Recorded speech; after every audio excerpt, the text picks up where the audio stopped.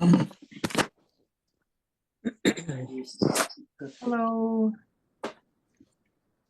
Oh, I was just going to get you some.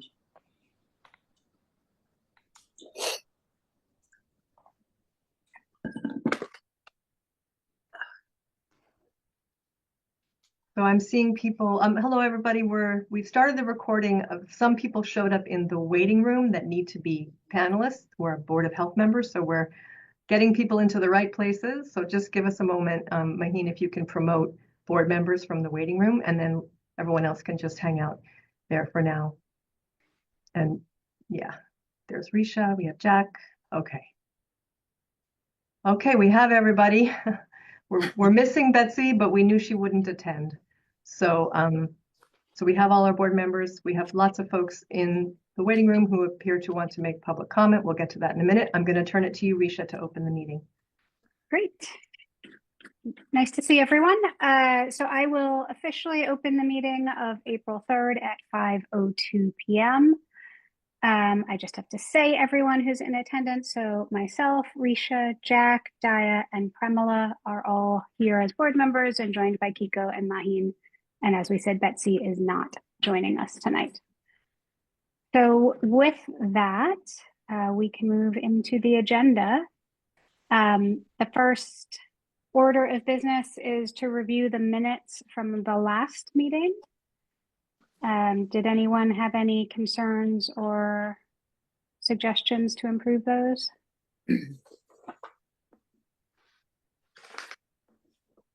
And if not, does someone want to move to approve March's minutes? I'll move. Jack? So moved. A second? Seconded. Daya, and all those in favor? Aye. I see everyone's hands, so that's everyone.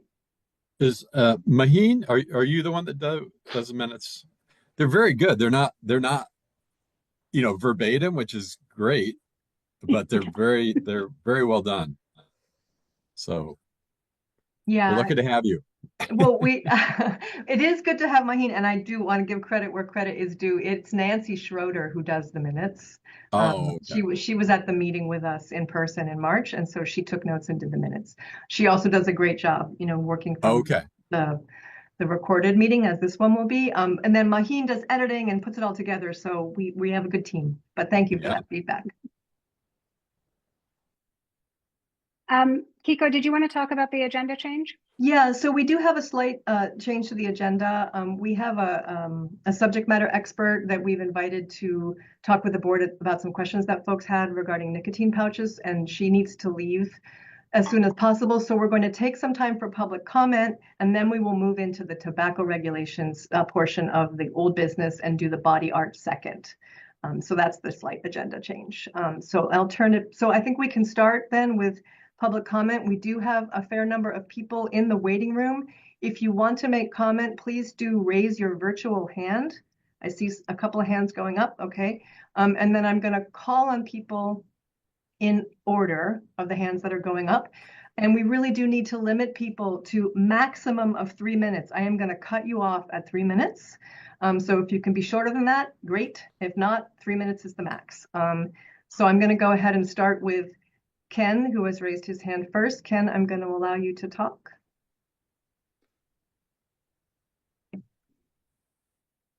Hello. Are you there?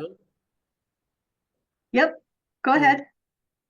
Don't have the video, but anyway, so I'm back again. I spoke extensively a couple of times to the board in support of nicotine-free generation.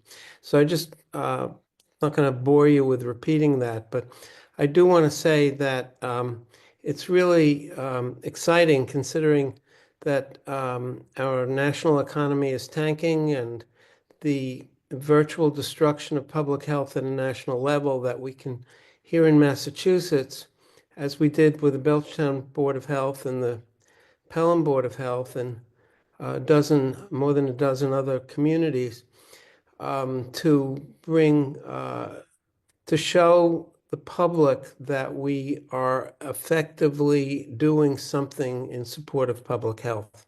There are now over 500,000 residents of Massachusetts who live in nicotine-free generation municipalities, and it shows that it's really a growing movement, and I'm really optimistic it's going to go forward, and it's a very easy thing for any board to do. We just go ahead and vote it. Doesn't cost any money, and so thank you once again. Ken, I forgot to ask you to say your name and where you're from. Okay, it's Ken Elstein, Belchtown Board of Health. Thank you.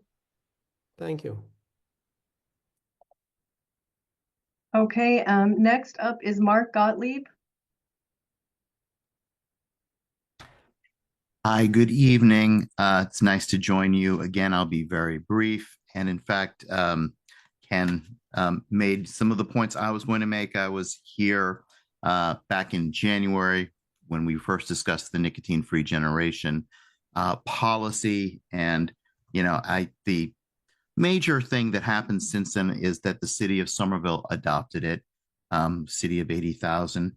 And we're very optimistic that a number of other communities will also go that direction and take this on.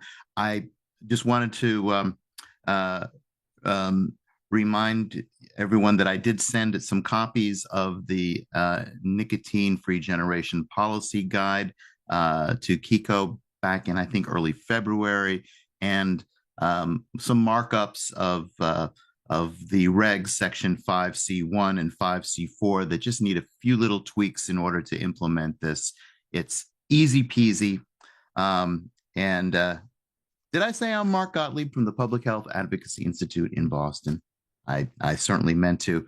And yeah, with the absolute devastation in terms of our federal public health infrastructure, particularly around tobacco policy, with the elimination of all the staff from the CDC's Office on Smoking and Health and the FDA Center for Tobacco Products, local and state action are absolutely necessary to save lives and make for healthier communities, particularly when we have so many young people in a area that's rich with young college students as Amherst is. So I hope you will consider moving forward with this initiative. Thank you. Thank you, Mark, and thank you also for identifying yourself. And then I'm going to allow Peter Brennan to talk. And Peter, if you would, please identify yourself before you begin speaking. Thank you. Hey, good evening. My name is Peter Brennan. I am the Executive Director in New England Convenience Store and Energy Marketers Association. Represent the interests of 8,800 convenience stores throughout New England. 4,421 right here in Massachusetts. Plenty in beautiful Amherst, Massachusetts. I believe the topic tonight was nicotine pouch restrictions. So I'm going to focus on that. But since the previous two speakers, who I'm well acquainted with, they travel from town to town pushing this policy that's at best ineffective, at worst enormous harm to our retailers in an uncertain economic climate when we already have inflation, tariffs, everything else that we've discussed coming down from the federal government. No, our retailers don't need you to ban a perfectly legal product that adults enjoy, and that's why we keep behind the shelves and we check IDs.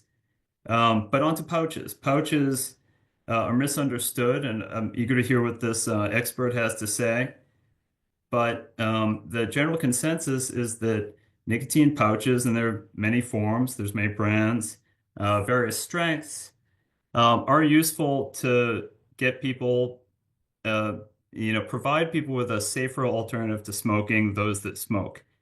So I don't know why you'd want to take a safer alternative to smoking and put it in an adult-only store when it would be better served in the interest of public health to have it right at the point of sale where somebody's used to purchasing their combustible nicotine products. I think that in the interest of public health, these products should be widely available. They should come in various strengths, because if somebody say has a severe smoking habit, they're used to a lot of nicotine, they might want a higher milligram than the average casual user will in terms of pouch strength. So we do caution against limiting the strength of pouches that people might want and restricting these to adult-only facilities, which are colloquially known as, I guess, vape shops. You know, I don't know what public health benefit, what argument you can make that putting nicotine pouches in vape shops and restricting them there is good for public policy. We've seen many missteps in nicotine policy over the last few years. We've seen the flavor ban, which has been totally ineffective at reducing smoking rates. Even for, say, menthol cigarettes, rates have actually gone up.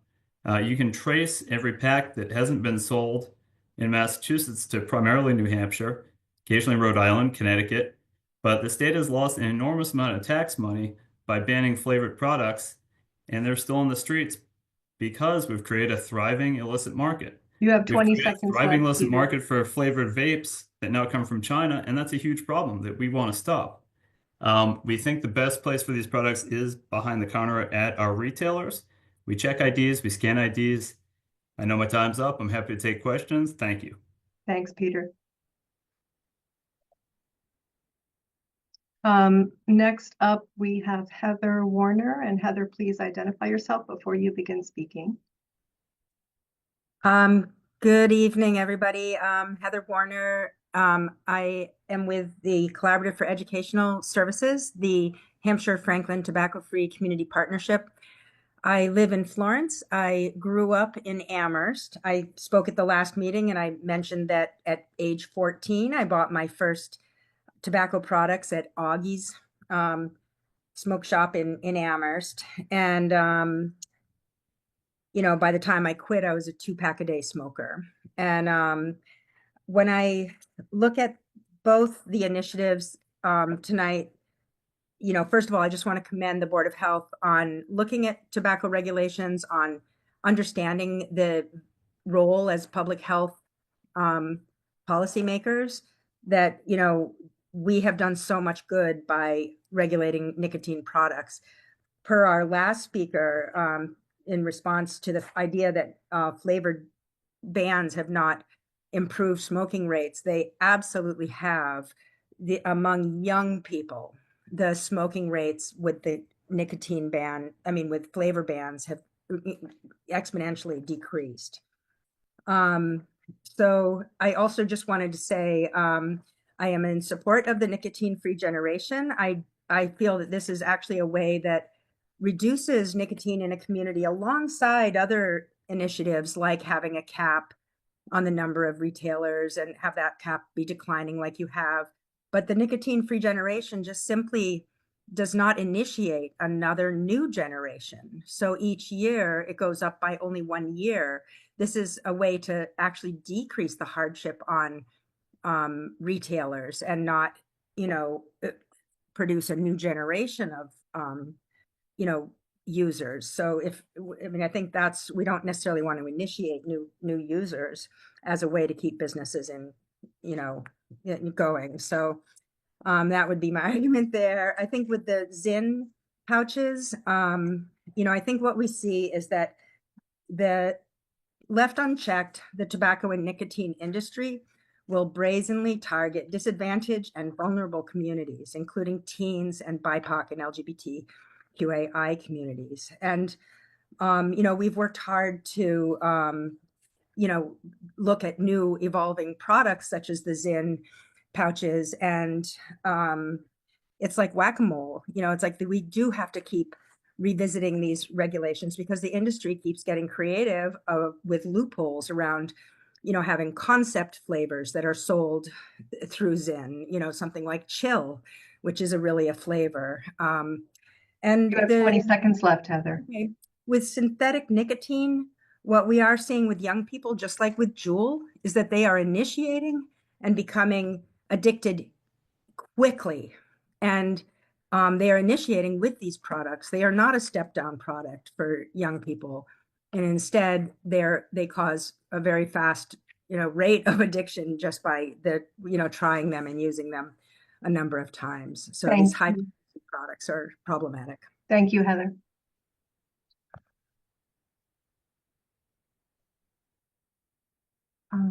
Okay, let's see. Next we have Maureen Busby. Again, please identify yourself and where you're from.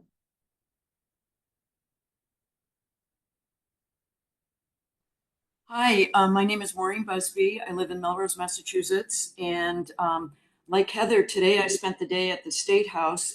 It was Enough Day, End Nicotine Use for the Future. It's a youth-led event. In fact, there were 240 chairs set up in the room where we had a program and award ceremony. And I had to stand because there were 300 attendees. Very important topic for our youth. I got to go around and visit some legislators with youth and listen to them tell about what's going on in their schools.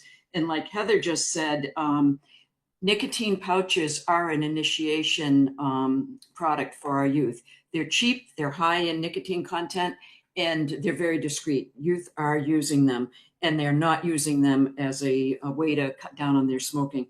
I wish I could show these to you, but yesterday in preparation for the meeting at the State House, I went to a local shop and I picked up a vape that looks just like a guitar vape device, another vape device that looks just like a rubber teddy bear.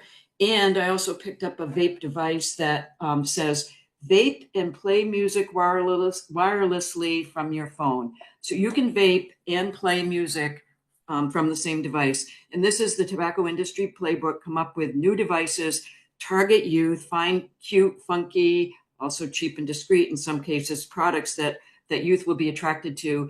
And because their brains are so susceptible to addiction, youth addiction of nicotine is, as Heather said, happens very rapidly. Thank you once again for taking up this topic. And I do hope that the board considers very seriously adopting the nicotine-free generation, which is now in 14 communities and covers 500,000 people in the state of Massachusetts. Thank you. Thank you, Maureen. Next up, we have Jenny Chadwick. Again, Jenny, please identify yourself and where you're from before you begin speaking. Yeah, thank you.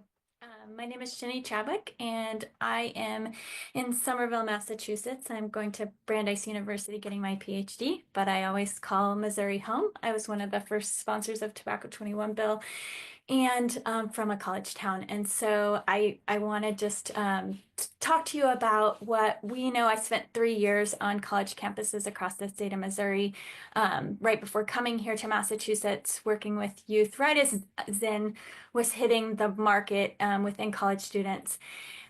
And Peter's not wrong. We are a group of people that come to every meeting just like Peter does. And the one thing I can tell you about testifying across the country is the Petroleum and Convenience Store Associations come and testify at all of these meetings when we think about tobacco control. And oftentimes the information that they produce and provide to us is inaccurate. And so I just want to share that the Truth Initiative emailed yet again today, just with a report saying the Massachusetts policy was the first to remove all flavored tobacco products, leading to an 86% decrease in overall e-cigarette sales and a 98% decrease in flavored e-cigarette sales in the state between September 2019 and December 2023. We know these policies are effective. I also want to just highlight and reiterate the importance of local communities stepping up. I helped co-author the CDC's Tobacco 21 Evaluation Guide. It is now taken off the CDC's website.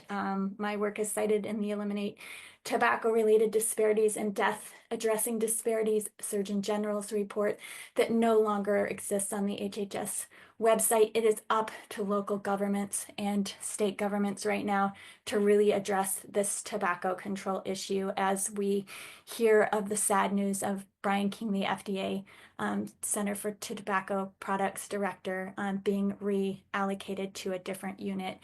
So as far as pouches, nicotine pouches, and why adult-only stores, I have students, college students often tell me that they are so addicted to nicotine that they are sleeping with pouches in their mouth. We see party favor bowls of nicotine pouches at college parties. We have stacks or towers within dorm rooms of nicotine pouches. They are products that are attracting kids, and their increase is over 100% in the last year. So it is a product that we definitely want to regulate as we think about nicotine-free generation and nicotine pouches. And I want to thank you for taking up and considering all tobacco control, and especially these two issues. Thank you. Thank you very much, Janine. I don't see any other hands raised. I did see one other hand before, but it's no longer raised. Is there anybody else in the waiting room who would like to make public comment? This is the last call for public comment. If I don't see your hand raised, I'm not going to call on you. Okay. Josh, I'm going to allow you to talk just a moment. And Josh, please identify yourself and where you're from. My name is Josh Brodom with the National Association of Tobacco Outlets. We're a retail trade association. Didn't plan on speaking tonight, but wanted to just make a couple of comments. Previous speakers have mentioned youth a lot tonight, and I understand we don't want to see youth using these products either. But the legal age of purchase is 21 years old. Massachusetts has already banned flavored tobacco products, as was mentioned by a previous speaker. Nicotine-free generation is targeting legal-aged adults and their right to choose what legal products they would like to put inside their body. As an adult, I have the right to choose what products I want to use. That is my God-given right as a legal-aged adult. Nicotine-free generation is not targeting the youth. It is targeting legal-aged adults in these communities in Massachusetts. I strongly urge you to consider that. The legal age of purchase is 21 years old already. They are not allowed, the youth are not allowed to use these products until they are 21 years old. Adding nicotine-free generation to your local regulations will not change the use rates. It will change the point of purchase. They will find the products either online or in a neighboring community that does not have NFG on the books. Thank you for your time. I really appreciate it. Thank you, Josh. And then we have one more speaker, Atif Tasneem. I'm going to allow you to talk. Go ahead and identify yourself and where you're from. Yes, my name is Atif Tasneem, and I'm owner of the Amherst Market in Amherst. And I see before me, the guy told me same thing, you know. And we have 50 states in America, and that's the only one state have a 21 age already, you know. And all other states have 18-year-old to buy tobacco or nicotine products. We already banned the flavored tobaccos too. It's hurt a lot of local businesses around here, you know. The kids still buying flavored tobacco, going to other states like Connecticut, New Hampshire, Vermont, and other states. And if we ban just in the Amherst like nicotine pouches, people cannot go to Hadley, people cannot go to South Hadley, people can go to other towns, they still cannot buy, you know. It's gonna affect his only local businesses, a lot of, you know. And my request is we are very, very strict with the ID. 21-year-old people can buy, and we check ID everyone, you know. And we're requesting to just don't make any local laws that can affect local business. And that's it. Thank you. Okay, once again, I'm going to ask, any other folks want to make public comment? Last call. Can we Okay, also move Ginny back to the attendees? Sorry, I don't know why that didn't happen. Sorry, thanks. Yep, okay, so public comment is now closed. I'm turning it back to you, Risha. Great, and thank you, everyone. I suspect everyone knows our how we operate, but we don't respond to public comments, but we really appreciate everyone's feedback. We are going to move into our discussion on tobacco regulations. Today's discussion, as some of you indicated, is focused on oral nicotine pouches. That is the one remaining element of the regulations that we hadn't made a decision on, and we'd like to get those regulations approved and out. Tobacco-free generation is something that at our last meeting we agreed to hold a public discussion on, and we will do that in the future separate from these after these regulations go out. So I don't know, maybe I'm not sure how to, I'd like to hear from everyone. I'm wondering if maybe I should read Betsy's comment into the record that because she couldn't join us. Does that seem like one way to start? Yeah, I think it would be good to read, and they're just brief, Betsy's comments. And then we only have Cheryl for a short amount of time, probably about, I would say, maybe 15 minutes.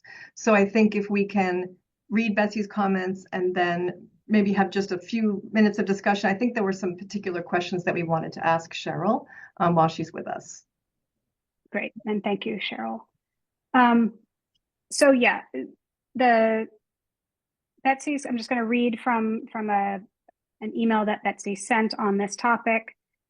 I'm convinced that oral pouches are a useful harm reduction tool in the treatment of cigarette and tobacco addiction. I'm also convinced that the pouches, as with e-cigarettes, are an attractive gateway delivery system for nicotine that poses a special risk to youth. I think that balancing the harm reduction benefits for established users with risks of recruitment of new nicotine users is the important issue in deciding whether to restrict pouches to adult-only establishments, or just require that their sale be restricted as other tobacco products. Perhaps the compromise might be that the higher dose products would be restricted to adult-only establishments. I see benefits and disadvantages to restricting access to lower dose pouches, but probably ultimately favor allowing low dose pouches to be treated as tobacco products, remaining more widely available rather than limiting to adult-only stores. And I will just take one step back, which is the original draft of our regulations had oral nicotine pouches as regulated to adult-only stores. And it was brought up in our first public hearing, and we, several of us felt like we didn't quite know enough to feel like we were making an educated decision. Did some research. I suspect several of us have, and maybe I'll just open it up. Maybe we start with questions rather than our first opinions, since we have Cheryl for such a limited amount of time. Did anyone come up with questions that they didn't feel like they had answered, or from today's public comments at all? And I also just wanted to say, in case people don't remember, Cheryl Sabara is with the Massachusetts Association of Health Boards and has done a lot of advising of boards of health on the issue of tobacco regulations. And thank you for joining us, Cheryl. Sure.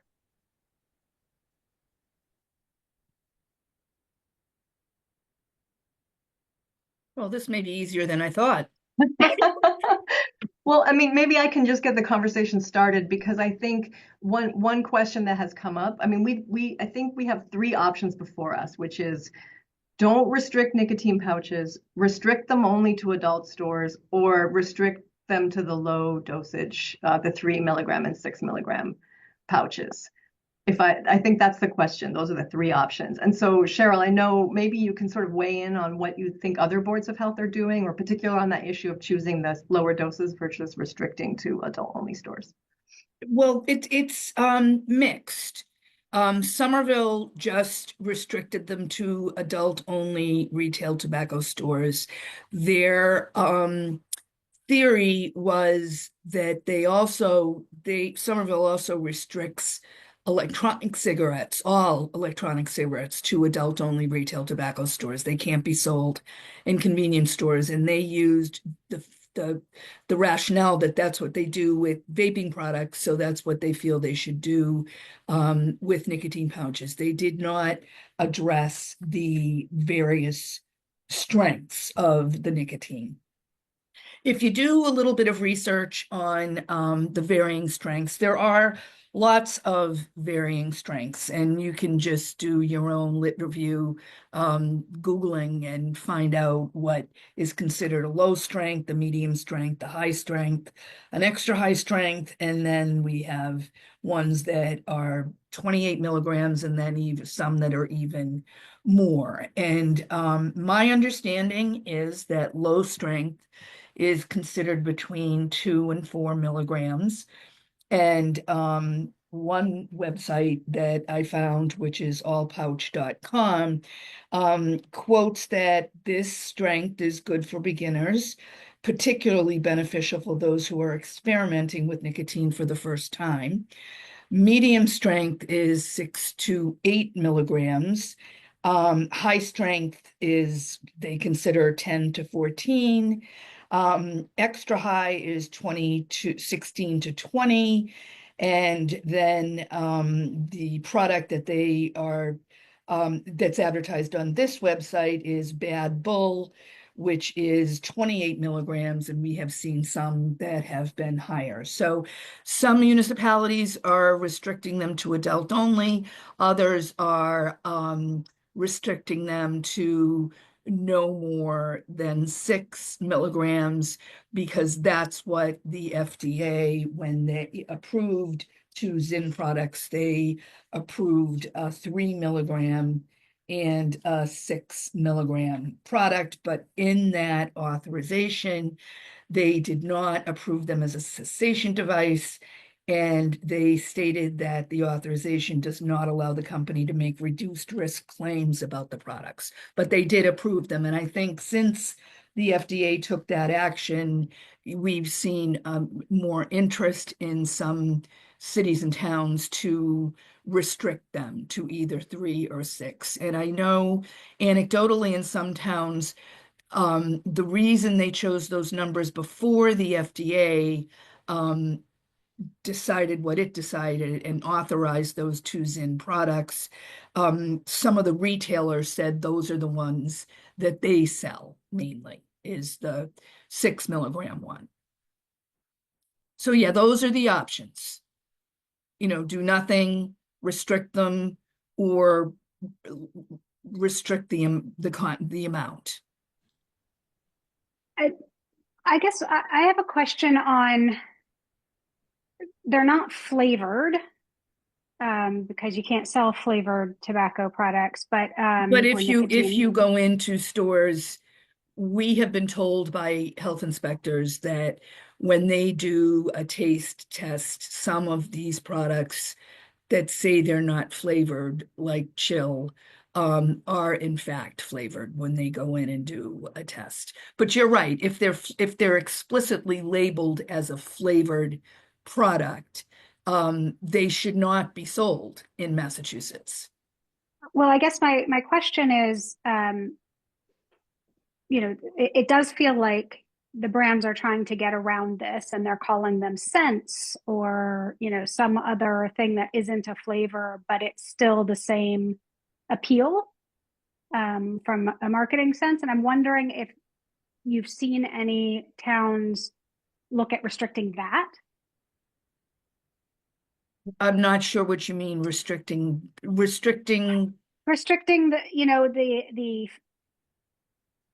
the fake flavors, because I'm looking at Zyn right now and it's cool blueberry. It's not cool blueberry flavor. It's just cool blueberry. That would indicate there would be a presumption in that case that that is a flavored product pursuant to the Department of Public Health regulations. But almost all of them have a something. Yeah. I don't know any, I haven't seen any that are just like, here's your nicotine, flavored nicotine. It's mint or, something. And so I guess what I'm trying to understand is there a way to regulate the concern with flavors, as I've understood it, in all nicotine or tobacco products, is that it makes it much more appealing for young people.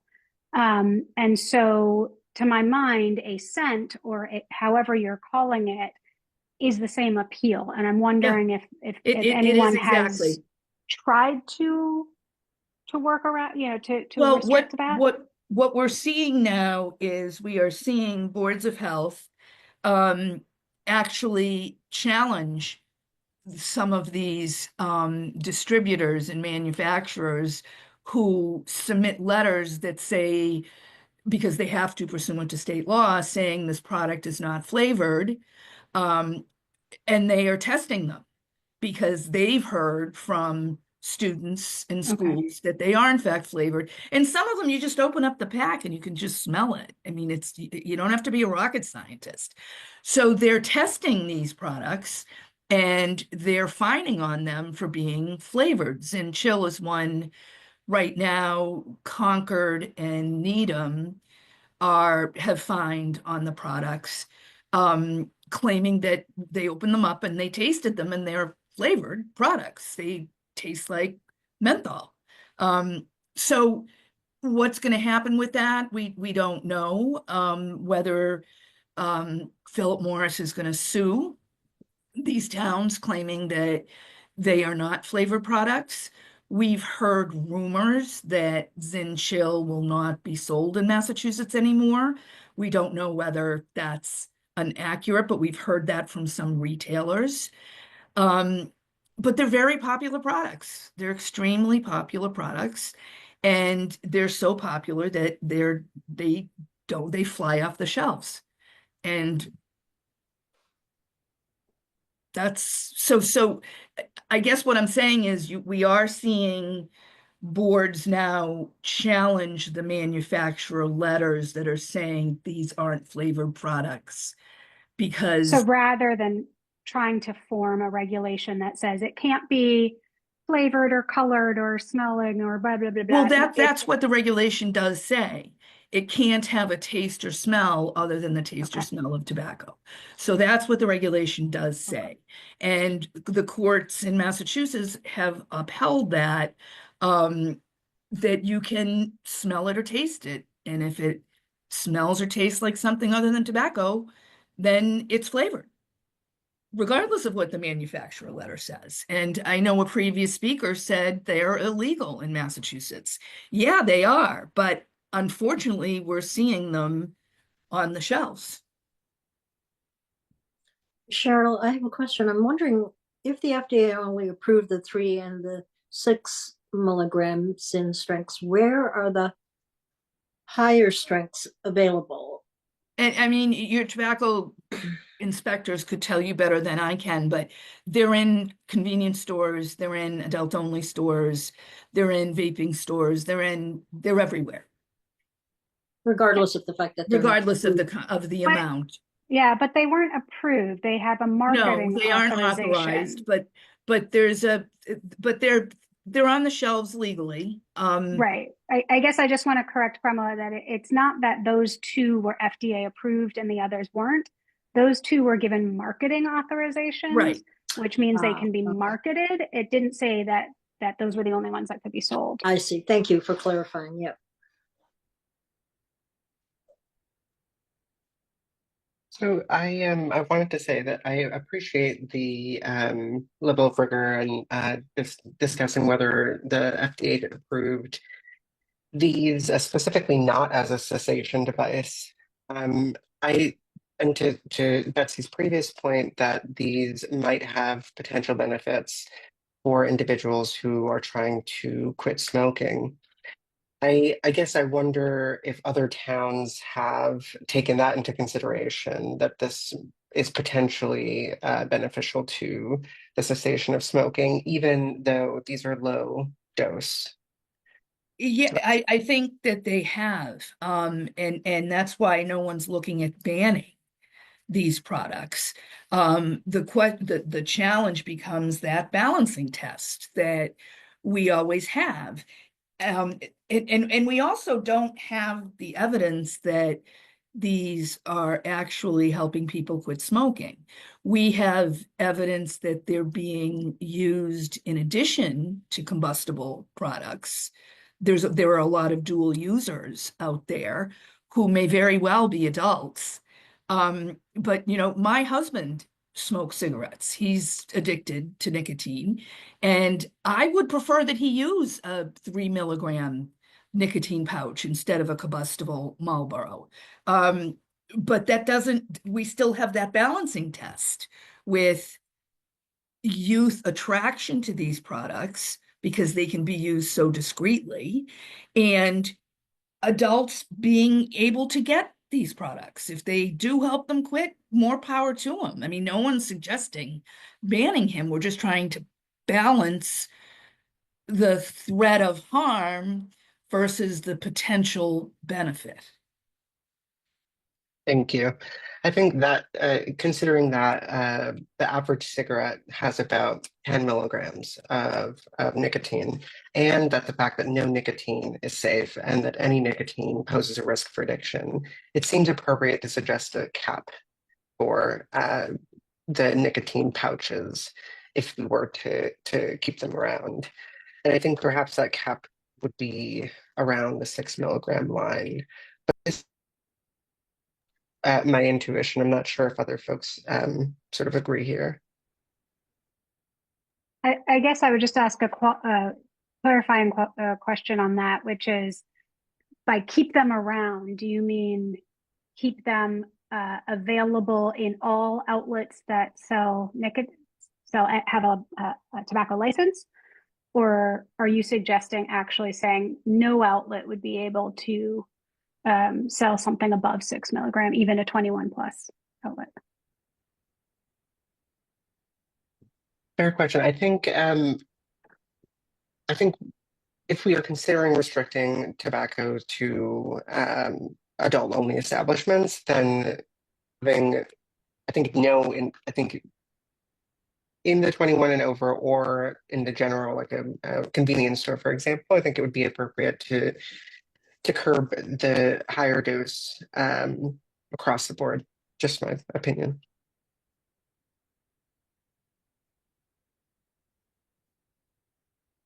Does anyone have any further questions for Cheryl?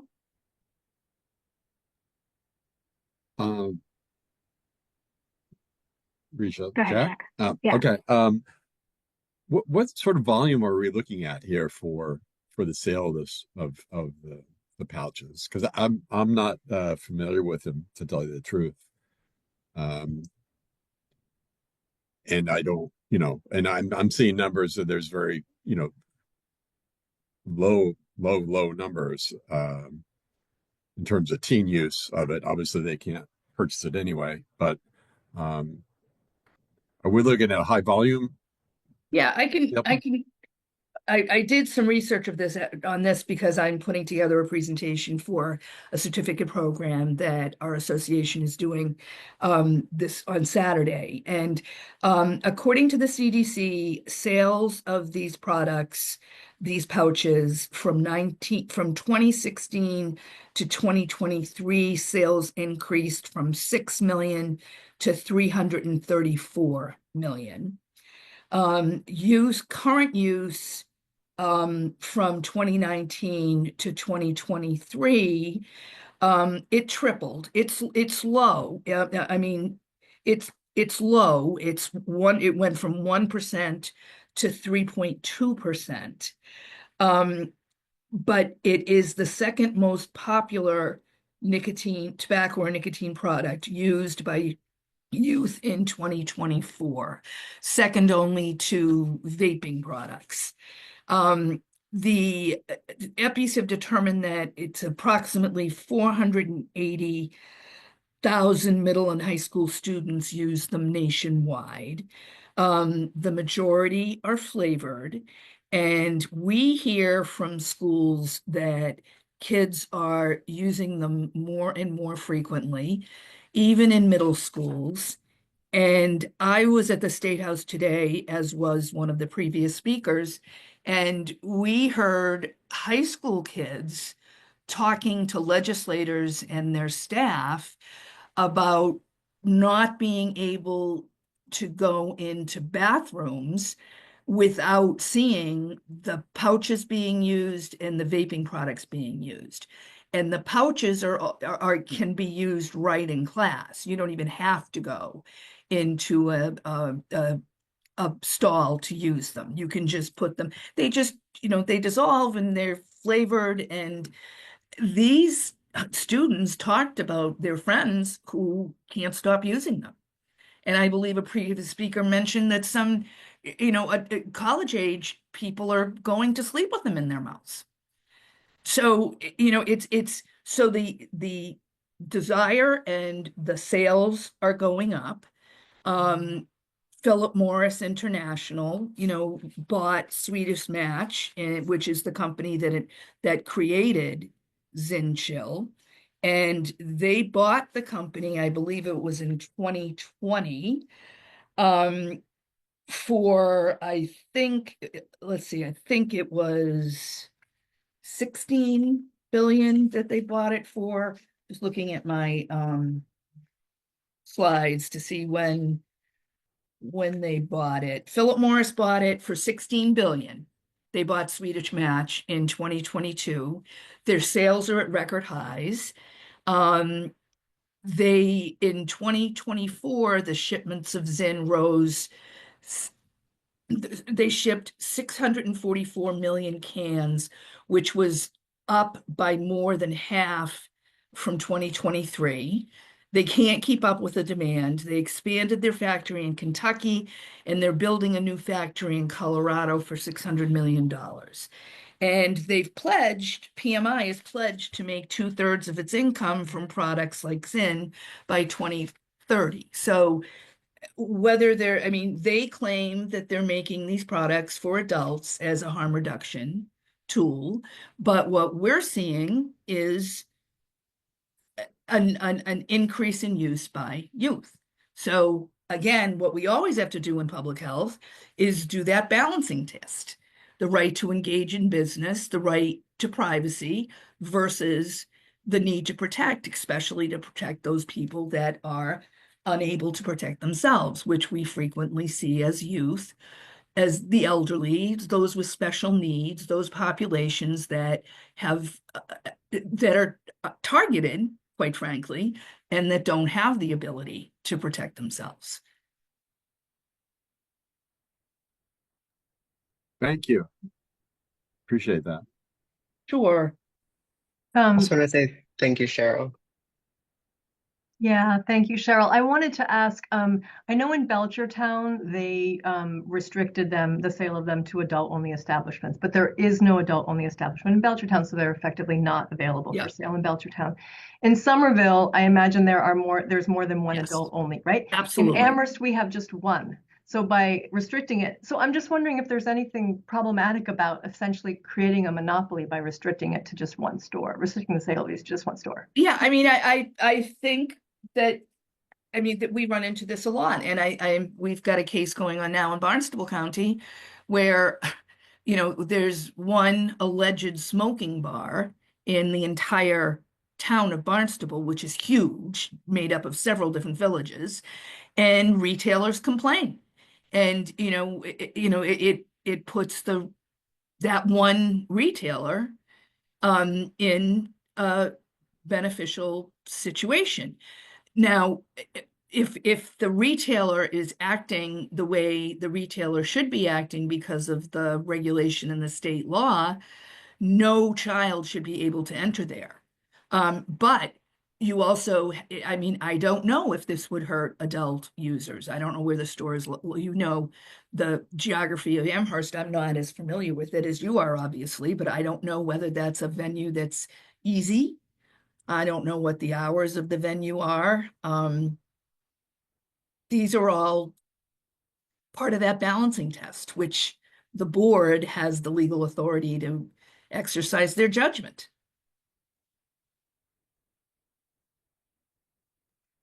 And just to add on to that, Kiko, the monopoly situation creates sort of an additional concerted effort to make that pledge. I mean, to sell additional tobacco products and to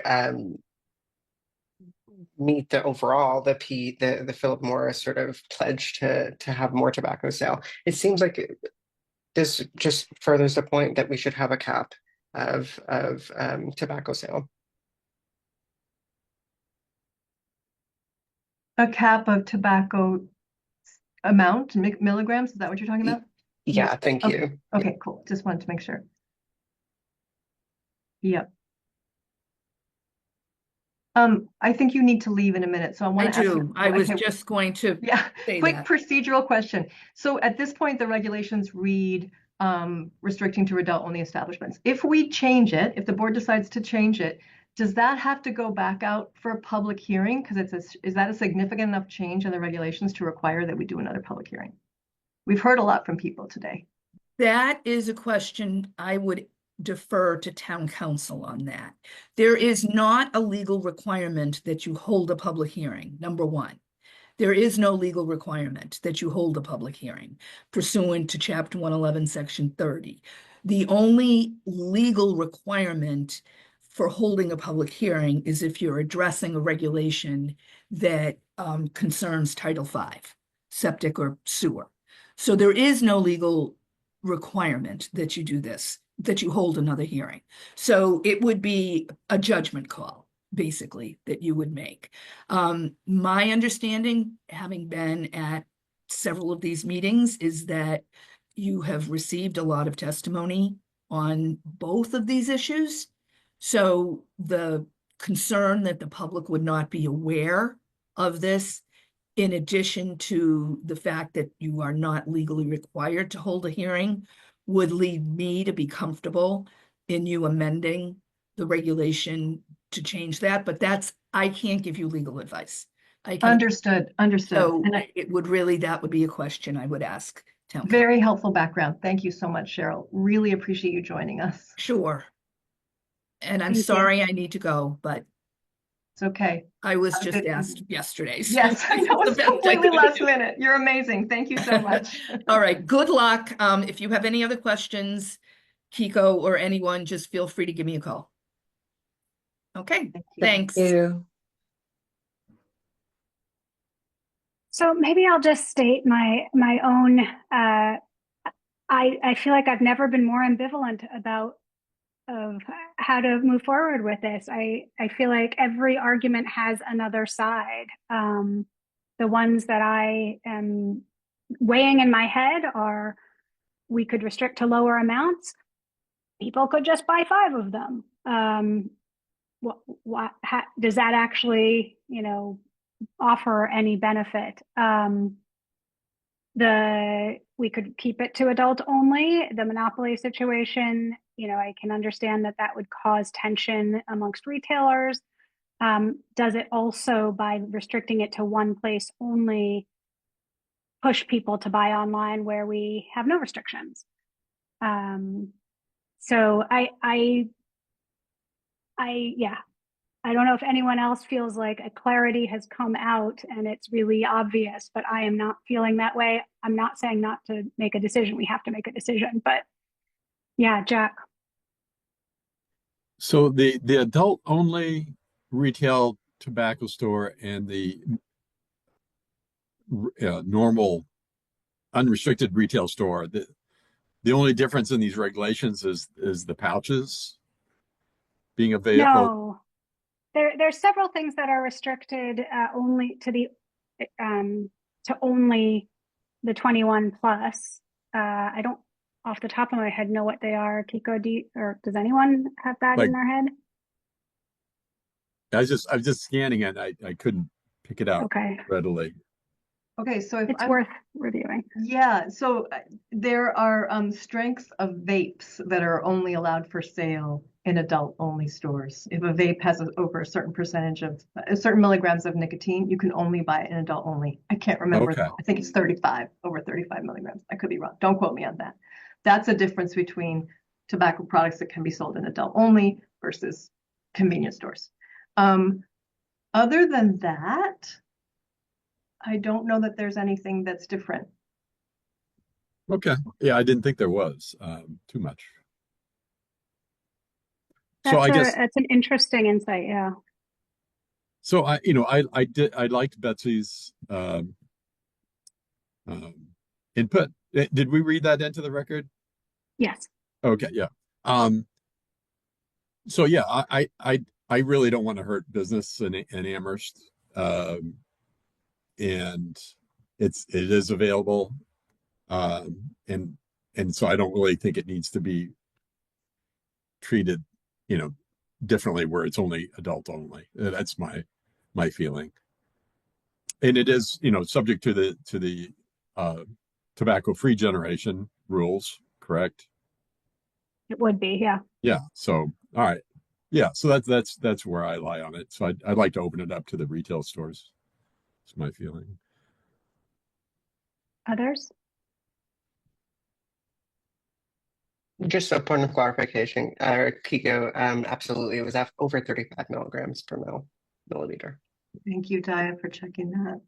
And Jack, just to clarify, so did you have any viewpoint about the dosage amount, restricting to smaller dosages? Well, it sounds like that 35 for the vape that the pouches would have difficulty, but I guess in the spirit of that, I guess some cap would be appropriate. I don't know what that would be, but cigarette being 10. But I just think people will take more pouches to get around that if it's. I'm not so hung up about it, I guess. Yeah, I was trying to figure out if there's a price difference. I'm trying to do a search, but I'm also trying to focus on the meeting. If Yeah. there's a price difference between the lower dosage pouches and the higher dosage. Yeah, I mean, ones. if I wanted 30 milligrams, I'd just stick as many pouches as I wanted, probably. And At a certain point, it might become logistically difficult. You'd have a whole I was mouthful just of going to say, pouches. yes. Yeah, but yeah. And presumably the larger pouches would be less cost per milligram, although that doesn't always happen, but presumably that would be the obvious pricing strategy. But I am sympathetic to the people that are suffering from addiction and making it harder for them to purchase this. Maybe rare that it actually serves in terms of addiction recovery, but I wouldn't want to make it more difficult for those people. Do you know how late the adult-only store is open? I can check. It's Lazy Lung we're talking about, right? Yeah. Okay. It closes at 8 this evening. Okay. So it's basically 11 to 8 are its hours, except Sunday 12 to 5.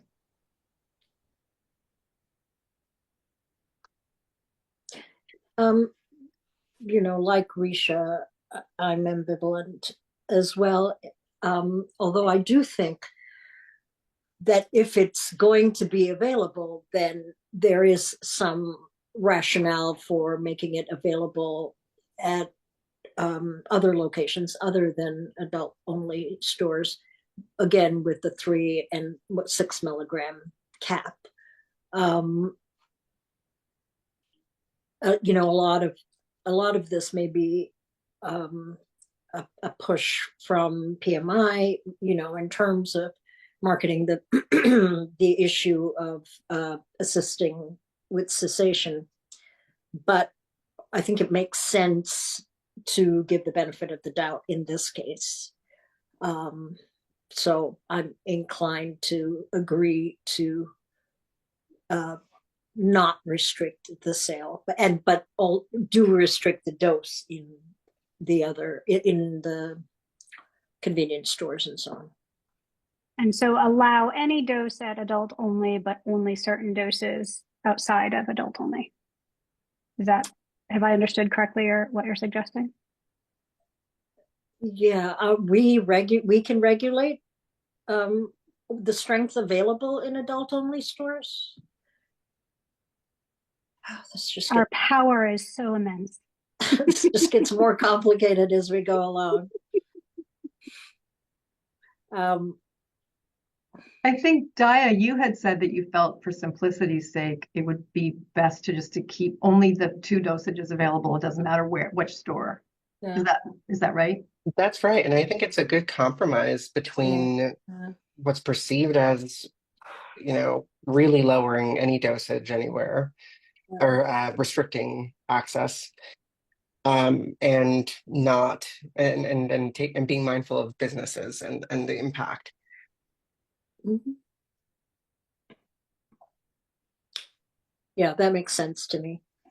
Okay, so we have a proposal, which is allow oral nicotine patches at, and I think I've heard up to 6 milligrams in all tobacco retail licensed outlets.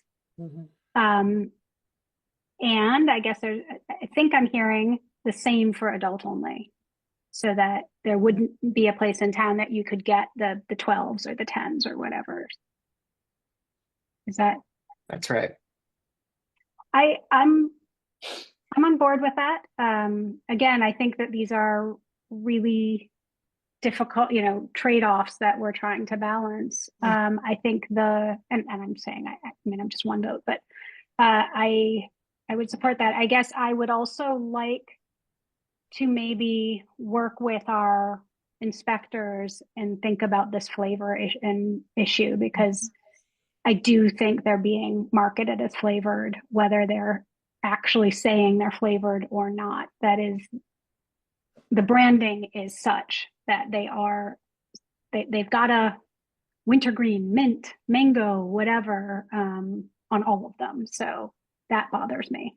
But that, as I understand it from Cheryl, is something we do in enforcement, not in the regulations. Jack.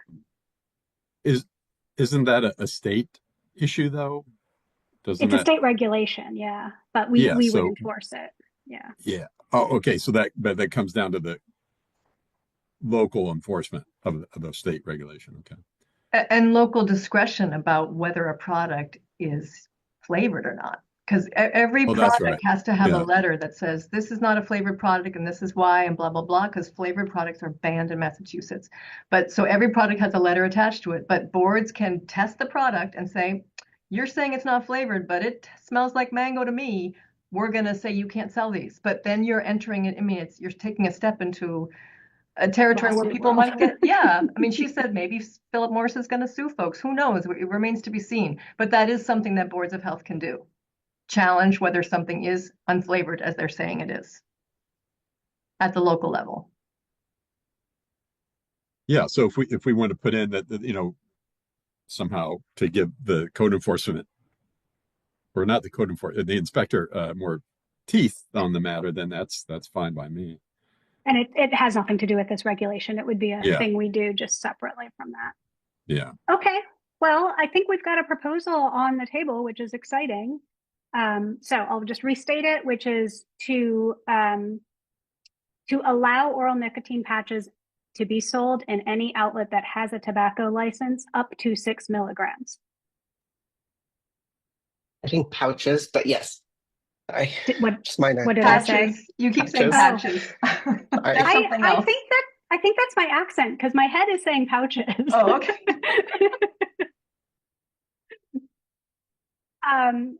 Okay, so anyone want to? Well, why don't I said it? So why don't I motion to put that forward as our regulation? Anyone want a second? I'll second. Okay, Pramila. Yes. Kaya? Yes. And I know I'm supposed to ask Jack and myself, but that's just silly. We already said yes.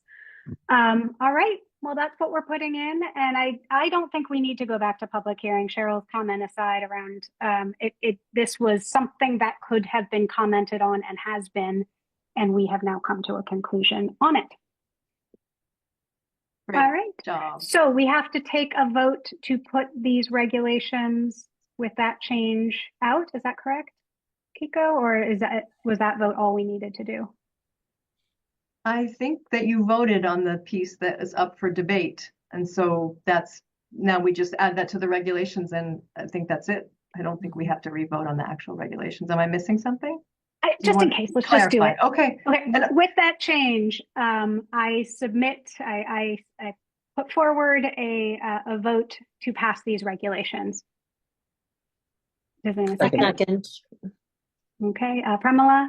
Yes. Jack? Yes. All right, we did it. I thank you, everybody. I also just wanted to clarify for people who are in the waiting room that we're no longer taking public comment. I see someone has a raised hand, so we're not taking comment at this point, and we don't engage in dialogue with folks who are with the public at this stage. But thank you for being here. Yeah, and sorry, that always feels very weird because it does. It's nice to have dialogue, but that is just not how our meetings are set up. All right, so the next agenda item, No Rest for the Weary, is on body art. I think we have recommendations. So this is Betsy, Kiko, and I have met and discussed this. And so I think we have recommendations on all the pending questions for your comment and thoughts. We are certainly not saying this is the only or best way to do this. So let me I had them up and now they seem, okay, here they are. So we had previously talked about, and the board had agreed, it has not been voted on, so it can still be discussed if anyone would like, that we will remove the requirement for a social security number to be part of any application for a body art license, because those applications become public record, and it felt like a breach of privacy. The second thing that we already talked about was apprenticeships. And so we are recommending that that there is a number of procedures, and it differs whether you're a tattoo artist or a piercer, but a number of procedures that they observe the trainer doing, a number that they are observed to be doing by the trainer. And then at that point, after those are done, they can be proceeding without that supervision. That we put in a sample, and it's an appendix on this document called Body Art Regulations, March 28th, 2025. Body Art Regulation Issues, March 28th. So we have put in a sample form that would show how many have been observed. It's a daily form, so how many have been observed, how many have been supervised. And we expect that you don't have to use that form, but it has to have the elements that that form has on it. And so when an inspector comes, that's what they would look at to see if these things are being met. The hours required for tattoo artists has been, and again, this is what we talked about last time, so I'm just trying to summarize, from 4,040 hours on the tattoo artist to 2,400, and piercers, oh, I didn't finish that thought. 1,200, I think it was 2020. Oh, yeah, it was 2020, and now we're recommending it be reduced to 1,200. And that is in line with Professional Piercer Association recommendations, and then the standards in several other localities. Ours were a bit of an outlier, and we couldn't really come up with the math that justified having different numbers. And that the licenses will specifically say apprentice on them. So those are, I put in track changes on the regulations that you can look at, but those are the meaty things. I realized when I was putting those into track changes that we are also getting rid of the probationary period. So there was sort of a 2-year apprenticeship plus a year of probation. And while we didn't explicitly discuss that, by reducing it to these, supervised, you watch me, and then you can go on your own, it got rid of the probationary period as well. So I just wanted to make sure that people understood that that was part of the change. I'm just going to keep going, and then we can talk about all of the things. Actually, I feel like that's sort of meaty. And so we talked about the apprenticeship last time. Any questions?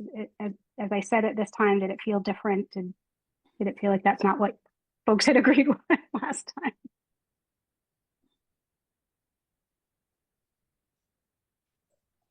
No?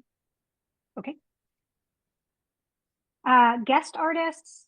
Again, I think we talked about this last time. So we were okay that the requirements for guest artists are not exactly the same as being a licensed resident artist. So for instance, they don't have to have the skin or anatomy courses that a licensed practitioner does when they're a guest artist. We were okay with that, so no changes. We recommend further specifying that the owner of the establishment is liable if there is a breach by the guest artist. Right, in the previous version, it just said the establishment was liable, but not the person associated with that. And that's something the inspectors had asked us. And then we would like to require the owner of the establishment be on the premise while the guest artist is touching clients, but they don't necessarily need to be supervising. And that was really the rationale there was if something happens and they need to call for local help, a guest artist wouldn't have contacts in the community to know where to call. So I think those are the things that we had previously discussed. We have 2 more new recommendations that I assume we'll have discussion today. The first one is that anatomy course where all of this started. So to refresh people's memories who haven't thought about this as much as maybe I have over the last several months, we require a skin course for tattoo artists. There's no difficulty there. Skin courses are available. They are clear. No one's had a problem taking one. We require a anatomy course for piercers. And that one became a problem because it wasn't clear what sufficed, what would meet our criteria, and there were none immediately available. So we did our research, we found several. We have also come to understand that this one course, Save Each Life, is indeed accepted by many other municipalities. And so it may become difficult to say that doesn't work for us, because it means that if they were just okay in Northampton, then they come over here and suddenly that course is no longer accepted. We had looked into the curricula of Primal Instincts and Wisdom Learnings. That's the online UK version. The Primal Instinct is the in-person in New Hampshire one. And those 2 felt really valuable. They are very different, right? One's in person, several $100s. The other is online by a UK group, and about $25. But they both were very, very specific in the kinds of things that they were teaching around piercing and anatomy. And so both of those felt good. And so what we are suggesting is that we list those 3, Primal Instinct, Save Each Life, and Wisdom Learning, as things that we have vetted and are approved, would accept. And we would accept any other course that has the following topics covered in it. And that's we've really taken this from both Primal Instinct and Wisdom Learning. So we're looking for the overlap there. So it's that it would cover skin and tissue, including healing. It would cover the nervous system with an emphasis on facial nerves. It would cover complications, for example, skin healing, response to injury, inflammation, allergies, hypertrophic scarring, or trophic scarring, follicular cysts, contact dermatitis. We're not saying it has to cover all of those, but for instance, it would need to cover the anatomy of male and female genitalia, the lymphatic system, why piercing openings cannot be restricted, and aftercare, and then some variations in special cases that piercers should be aware of. So if a course had that basic content, the inspectors would not have to come back to us and ask. They could use their judgment to say that was acceptable. So that's where we landed. That took months and months and months to get to that. It feels very simple in the end, but any thoughts or questions? What was the issue with Save Each Life? I mean, I know that other municipalities, but clearly we have had some issue with it. So I think this was really a me issue. I looked at all of the available courses because you can freely get the coursework. You have to pay to take the test. And so I downloaded all the coursework, and it felt like it took the first 2 pages of an anatomy textbook's chapters. And it was like, here's the human body with all of the muscles. And you're like, well, how does that, it has nothing to do with piercing specifically. It didn't talk about the implications of piercing on any anatomy. It really felt like a very high level anatomy 101. So if it weren't accepted by other municipalities, I would not vote for it to be accepted here. But what was the cost for that? I can pull it up. I'm Does sorry, I anyone don't remember? have the draft with me. No, and it's not on the latest draft. I took it out. I think I took it out. I could scan down first. Yeah, I did.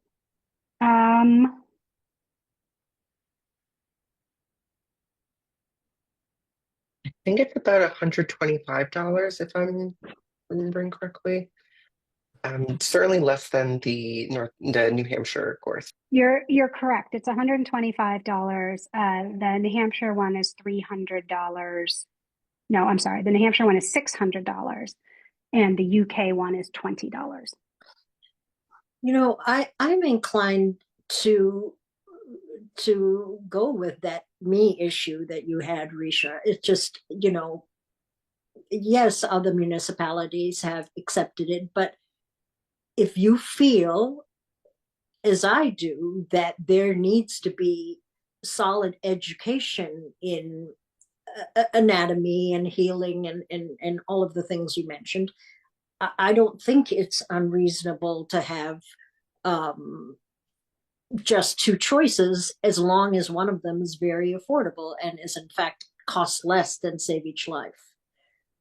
And I think the danger of going down the road of, well, as long as these are available, as that these could become not available at any point, right? So the Wisdom UK one, who knows why they have it and what the regulations in the UK are that require it. The New Hampshire one is because Massachusetts requires it, and the Save Each Life one is because Massachusetts requires it. So we don't know what, you know, we don't want to be in, I didn't want to put us in a situation where every year we had to look and see what was available and fair enough. But my feeling is, you know, if we want them to have a certain amount of education, then that stands regardless.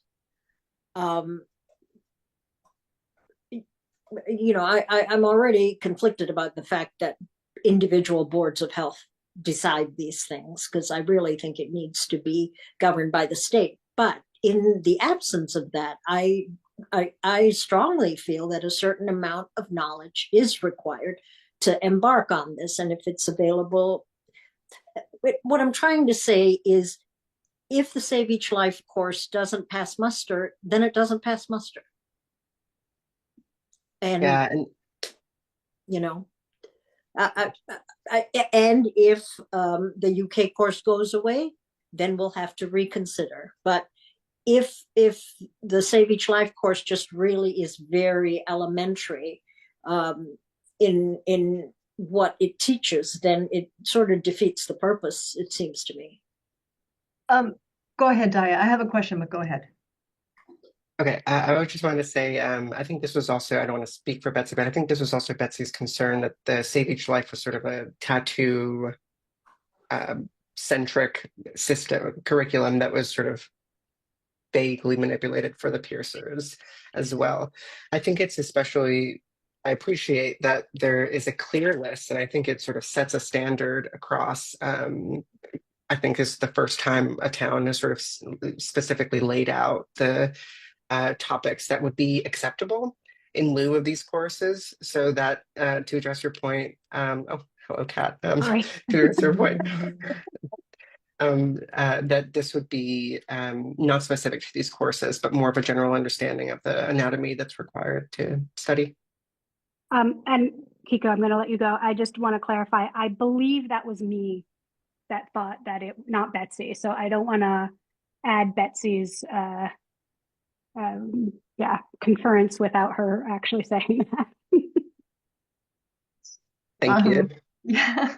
So my question is whether the Save Each Life course has those 6 components that you're proposing go in the regulations. Does it meet those requirements, or are we not able to tell that from looking at it online? I could give it, that's such an obvious question. I can give it another look. I also wonder if this isn't something, at some point, maybe we should just take the test. I had asked for a copy of the test and they wouldn't give it to me. So I would need to pay for it to take it. But there is also the question of if the actual questions are applied piercing questions related to anatomy, that's, you know, that's different than if it was just like, name 5 muscles. You know, I have no idea what that test is at the end. That's, I mean, that's I've an only excellent looked point at the reading. Yeah, and maybe there was a cost associated with taking the test, right? You have to pay the $125 to do the course, right? Yeah, Um, which is what why we I- haven't done it yet. Right. And so the piercer that I spoke to who works at Wanderlust who took that course, it wasn't so much that it wasn't appropriate to piercing or that it was, superficial or not rigorous. It was more that it had more information about anatomy and physiology than he felt like he needed for his piercing job. Like information about lung function. He was like, I don't know, I don't need to know that. But he didn't say to me, I mean, I could ask him again. He didn't say that I didn't have pieces that were relevant and that, what we could do actually, we could ask him whether it covers those 6 things. If he remembers if those 6 things were covered in that course, which he took recently. There's also an online outline of the course on their website that might just So we can do a little research on that. But I think to your point, Dia, this is a good solution, which is instead of saying you must take one of these 3 courses, you're saying your course must meet these things, and they seem reasonable. And it seems like there are some courses out there, hopefully Save Each Life is one of them, who basically meet those requirements that the board could live with and inspectors can feel comfortable approving. Well, and I think that's how I tried to word it in the regulations, which is these 3 have been vetted against this, and we will accept them. And I should actually vet Save Each Life against this. But that's not saying that these are the only 3, or if one of them stops existing, that doesn't, the regulations still stand. It has the outline of what any course needs to apply. So my suggestion on this one is that I go back, take a look and see if I would, using the curriculum and the outline, say that these things are met. And if that is true, maybe we do a bit of a conditional vote on this one so we don't delay a lot, but saying if we deem that Save Each Life does meet these indeed, then we would be happy with this wording or this recommendation. Yeah, I'm comfortable with that. Okay. And then the last section that we have a recommendation on is around genital piercing. Yeah, I'm really interested for someone else to take up some of these regulations and dive into things that they know nothing about, because it's a fascinating world. So the issues were that we had 2 sections, one that talked about not allowing any genital mutilation, and the other that talked about a bunch of very specific, not necessarily anatomically correct restrictions. And so the inspectors came back and said, what is allowed? Is everything not allowed? It's not clear, and these things are not the right words for not anatomically correct, but also like not clear, like it's a bunch of deep piercings. That doesn't have an actual meaning in the trade, as it were. So what we are recommending is that we take away the whole section that says you can't do A, B, C, D, E, like the very specific. So it used to say you couldn't do any neck piercings, you couldn't do any uvula piercings, you couldn't do any triangle piercings of the genitals. And so we're gonna say our recommendation is to get rid of all of those. Genital piercing, and as a bit of background, so these regulations date back at least to pre-2010. None of this is in the state model regs. And genital piercings more broadly have become much more widely accepted and available, both in the state and nationally. And so it feels like we are over sort of nitpicking on what can and cannot be, and that rather our broad safety regulations should apply. We will keep that there's no mutilation allowed, that we shouldn't be removing parts of the body, as it were. But in terms of piercing, that is going to be something that we don't get that specific about. Kiko, do you want to add anything to any of the rationale there? I can talk about Northampton. Yeah, I mean, I think as you were reading the list, I was remembering about what you said about Northampton, so that would be good to share. But I just wanted to let folks know that I did run that whole list of piercings by the piercer at Wanderlust. And he essentially said that a lot of those genital pierces that are banned in that list are things that are happening. Things have changed in the last 15 years or so. But that in Amherst, they don't generally get much request for those types of pierces. He does a lot of belly buttons, noses. It's just not the kind of thing so much in Amherst. In Northampton, where he used to work, there was more genital piercing requested, but not so much in Amherst. So it just, again, speaks to probably not the need to have a whole exhaustive list. Also, there were things on there like an ankle pierce, and he said there's no way anybody would do an ankle pierce. Like from a functional standpoint, that's not something you would do. Like you learn that in your anatomy. You don't want to put a pierce where the Achilles is. So, he was very clear that a lot of the things that are restricted are not things that a piercer would do. So that just kind of made the group, Risha and Betsy and I, think that it doesn't make sense to have this list, especially as things change in terms of what is sort of acceptable. And they have very at least this piercer I spoke to is very conscientious about not doing something. If somebody asked him to do something that is not anything he's learned or not anything that is in sync with his training, he would not do it. So just sharing that feedback. And so I'll just give the Northampton example that I referenced and Kiko referenced. So Northampton has the same regulations that we do with all of those listed. Again, their last regulations were passed in 2010, so they're quite old. I went on to the piercing store's websites to see what they offer, and they offer some of the things that are technically banned. And so it feels like the regulations haven't caught up to what's, they're publicly advertising that they do it. So they clearly think it's okay. They're not doing this under the table. And so it feels like an issue of that both Northampton and ours regulations are just sort of behind the times from what's actually safe and acceptable. Did you speak to anyone on the Northampton Board of Health about that discrepancy? No. And now it goes into public record. Seems like an excellent opportunity to reach out. But to also set some clarity around just sort of conciseness and yeah. Yeah, I mean, it's a good point. I had spoken with folks in Northampton beforehand, not about this particular issue, which Risha just brought to light in the last month, but about how the body art regulations, hi, I'm in a meeting, sorry. Okay. See you later. How the body art regulations are there's no good state template, there's no good state guidance. There used to be a working group, but that's been disbanded. And so the locals are really kind of just doing it on their own. And I think that one thing I requested when I was at the Public Health Excellence meeting, which is the regional capacity building group, was to establish a body art working group for boards of health to come together in the absence of really good state guidance to share ideas and figure out how to proceed with some of these more difficult, questions.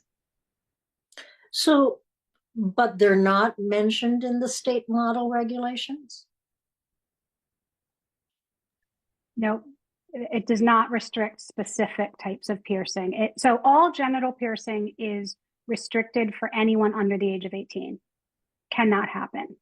And that is true in ours, and that is true in the state, but they don't add, ours used to say, or currently says, so-called deep piercing of the penis, so-called deep piercing of the scrotum. Those things are not listed as specifically banned for folks over the age of 18. Sorry, just a point of clarification, Risha. I just wanted to, when I said this was an opportunity to I didn't mean opportunity to reach out to the Northampton board. I meant opportunity to take leadership and move forward these proposals. Thanks. I don't have the regulations in front of me, so I can't. I don't remember what was other than what you've just mentioned, Risha. I don't know what else the regulations as they stand prohibit. Yeah, I can pull it up. I have in my notes just the genital ones, but they're beyond genital, and we're recommending we get rid of all of the. So there are 17 listed. Anyone who's looking at the regulations, it's on page 9, or the old regulations, not the ones I redid. Page 9, section D, the bottom. So it's piercing of the uvula, piercing of the tracheal area, piercing of the neck, piercing of the ankle, piercing between ribs or vertebrae, piercing of the web area of the hand or foot, piercing of the lingual frenum, tongue web, piercing of the clitoris, any form of chest or deep muscle piercings, excluding piercing of nipple, piercing of the anus, piercing of an eyelid, whether top or bottom, piercing of the gums, piercing or skewing of a testicle, so-called deep piercing of the penis, and then there's more words, so-called deep piercing of the scrotum, more words, so-called deep piercing of the vagina, more words, such other areas of the body as the Amherst Board of Health shall determine. So they're not all genital sites. No. And Risha, you said that there are no restrictions at all in the state model, none about where piercing can happen. These sections don't exist. Right. Okay. And just another point, I appreciate that, as Kiko was mentioning, these other piercings that are labeled don't often occur. So it seems really unnecessary to go in or to retain them. I mean, I think Betsy said the same thing that I forget if Pramila or Kiko said it earlier, which is the anatomy courses become more important. Mm-hmm. And so we really are saying you need to know what's safe and what could go wrong if you're piercing different parts of the body. And we're going to assume that our regulations are putting you in a place that you will know that between the anatomy course and the mentorship and apprenticeship, which is where most things are learned. If I could ask, when were the state model regs So they are recent, more recent, certainly. And I should say, so Hadley, we spoke to Hadley, they have the state model regs, so they have no restrictions. Everything I have seen that's been passed in the past 5 years has no restrictions. And that the state is not regulating body piercing, but came up with these model regulations to assist municipalities in terms of regulating.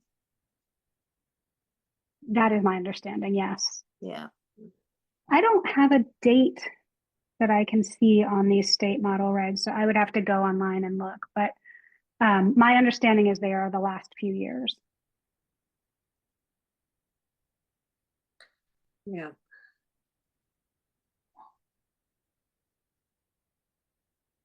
Well,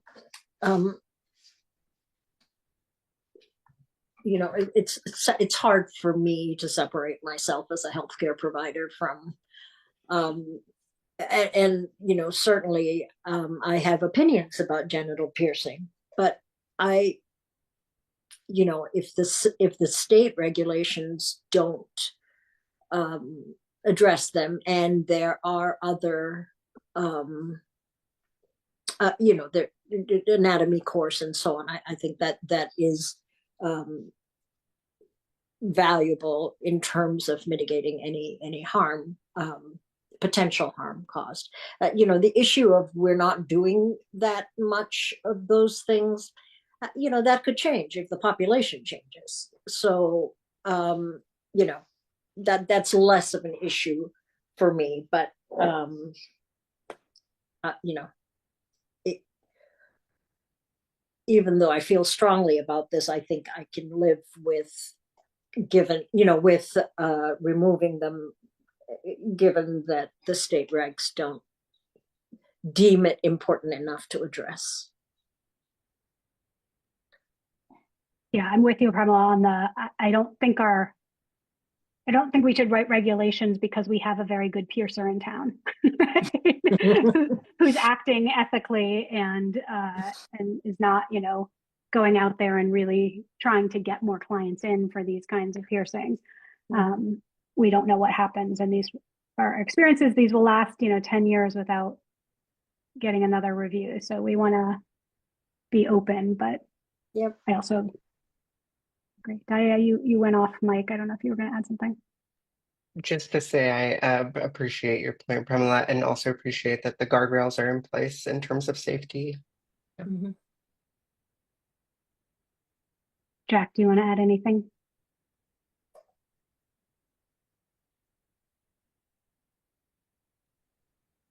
No, not my topic of expertise at all. So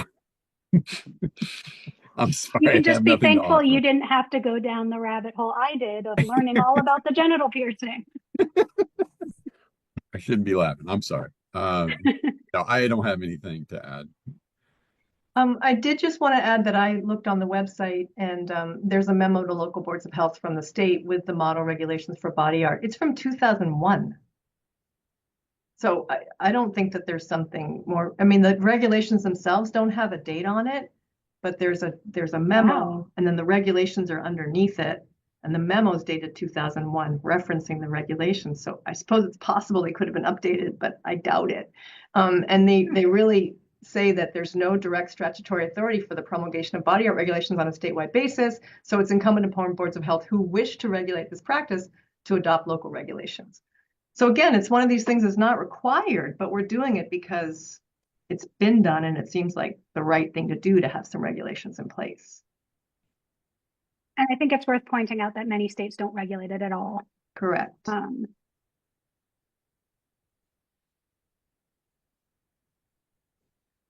Okay, well, those are the suggestions that our little group made.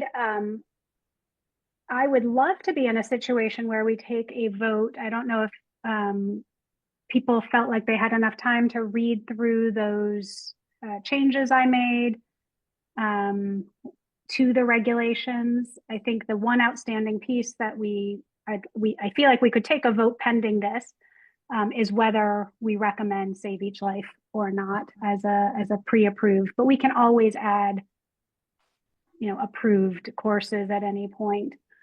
And can I just clarify on that? I think the approved courses are not in the regulations. Okay. They're not listed, right? I would don't think them. I think I put them in an annex. Is that how I did it?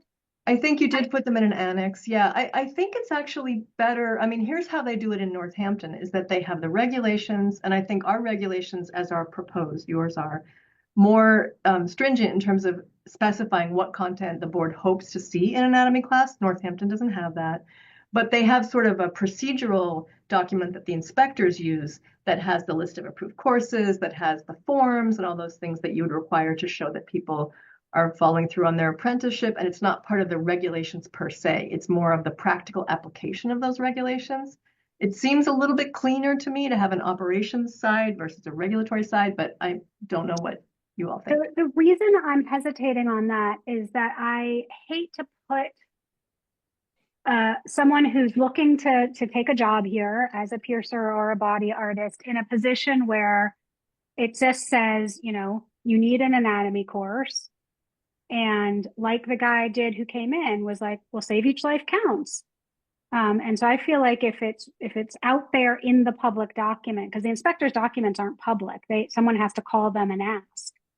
But if it's out there in that document that says these will for sure count, that makes me feel like we haven't set someone up to take a course that then doesn't count. It's a good point, and I understand where you're coming from. The other option would be to put something in the regulations that says, aspiring practitioners must reach out to inspectors to confirm that their piercing anatomy course meets specifications before enrolling in it, something like that. It's up to you all. It's just another option. Or presumably a vow that we would keep a list on our website that would have the courses that we've looked at in a separate document. That's a good idea. Yeah. It's more that to me that I would really like it to be public facing and, they know what counts. It's a good point. Yeah. So in terms of taking a vote, you're saying that it will be a conditional based on this last piece that you want to figure out with respect to. Well, I mean, I'm happy with that compromise at the end, which is to say, please check the town website for a list of pre-approved courses. And then say whether Save Each Life is on that or not, we can figure out. Decide. But do people feel like they've had a chance to read the edits and the revisions to this policy and are, you know, capable of making a vote, or do you guys need more time? I feel like I'm good with voting. Okay. yeah, I'm good with voting for all of the changes. Okay, so I will put it forward since I have to get the wording right. So we are proposing to finalize our, I should get the name right, body art regulations with the current changes, with the one exception that we will change. It will not be an appendix of the approved courses, but rather on a public health website, and tell people to look for approved courses there. And so, yes, that is I am putting that forward. And if someone would like to second. Second. Dia seconds. Jack? Approve? Premila? Yes. Okay, I approve. Dia approves. Okay, that's really exciting. Kiko, you will let us know if we have to do a public hearing on this. It sounds like maybe from Cheryl we don't, but you'll get back to us on what happens next with those. I mean, I know Cheryl was very clear that I should check with town council, and I will do so. And at the same time, I want to say that, again, we've gotten feedback from the constituents, extensive feedback from the constituents in town about this. So I feel like that's the purpose of a public hearing and that we've achieved that through our efforts. So anyway, but yes, I will let you all know. Do you know if the inspectors had a chance to look at these? Not since we made the most recent revisions, no, but I definitely will pass it on to them. Okay, so maybe before we sort of put it into the files, make sure there's not something that they catch yet. For sure, yep. Before it's signed, sealed, and delivered, yep. Okay. So that is the old business. There is no new business. Nothing listed anyway. So we're on to director's update. Yes. Okay. So briefly, COVID levels have remained low. Flu is finally tapering off. I think we're emerging from the winter respiratory season, although if my husband is any indication, people are still getting sick. He's sick today. So it's still around, but it's better. We are offering COVID and flu vaccine drop-in hours in April. So Wednesdays, every Wednesday in the month of April from 11 to 1, public health nurse has her door open for people to drop in. If folks haven't had a flu shot, it's still not too late. COVID shot, especially for people over 65, even if they had a shot in November, they can be eligible for a second booster, a spring booster, if it's been 6 months since their last shot, or people who are immunocompromised can also get a second COVID booster 2 months after an initial one. So we're offering this last sort of hurrah for vaccine on this sort of drop-in basis for the month of April. And then starting in May, public health is going to be offering public health nursing drop-in hours on every Wednesday of the month from 1 to 3. Olivia, again, will have her door open for people to drop in for blood pressure checks, just to chat with the public health nurse about health concerns they might have, get health promotion materials and referrals. So we're really wanting to, as I've said so many times to this group, really wanting to engage with the community, have an open door policy, let people know that we're here to help and here to provide information and connections that folks might need to be healthy. Excited that we will hopefully have an Amherst College intern this summer. Have offered the position to someone who's accepted. She's applying for a scholarship, which is critical because we don't have funds for this job. And I strongly believe that interns should be paid. So it's a partnership between us and Amherst College. So hopefully that will work out, and she'll be working on our vaccine education campaign that's beginning to take shape. So we might even have a UMass Amherst intern as well. Not sure about that. The Amherst College one looks very promising, so that will be great. Just briefly, there was an article in the Gazette about this last week, and I might have mentioned it to this group before, I'm not sure, that we do have these opioid settlement funds that we're beginning to spend. We decided to make so we have almost $400,000 in these funds already in the coffers, and with more coming in every year from various lawsuits, and there are still others out there that are being settled. So this is like a continuous, steady stream of moderate income that can support efforts to mitigate the impact of the opioid crisis in the region and in our town. So because it is really a regional issue and people sort of go from place to place, and because people with lived or living experience of using drugs sometimes struggle with housing issues, this is a grant with Tapestry and Craig Stores from the state. It's a matching grant. So three cities, Amherst, Northampton, East Hampton, contributed $50,000 each from their opioid settlement funds to get an additional $150,000 from the state, which is now given to Tapestry and Craig Stores, the shelter here in Amherst that also does a lot of regional work, sees people who are from around the county. They do outreach as well as providing shelter for folks who are unhoused. Those two groups are going to work together to do some intensive harm reduction efforts and efforts to house people who are people who are in recovery or who are actively using drugs. So that's really exciting way to use our opioid settlement money in collaboration with other towns and in a regional way. So that will just be beginning. I think the Public Health Excellence Grant I mentioned earlier is a great resource. Hope that we can sort of use it to come together to solve some of these, thorny problems, like what do we do about body art regulations?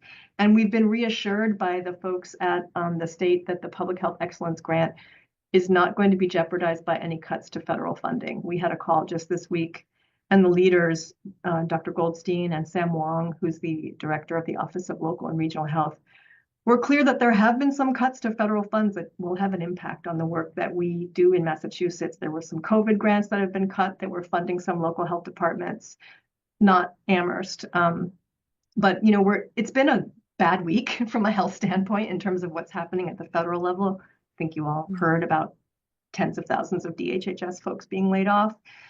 So it feels very shaky, but fortunately, we here in Amherst, our funding is secure. We're going to continue to do what we continue to do, and we're thankful that public health excellence work is intact and won't be threatened by anything happening at the federal level.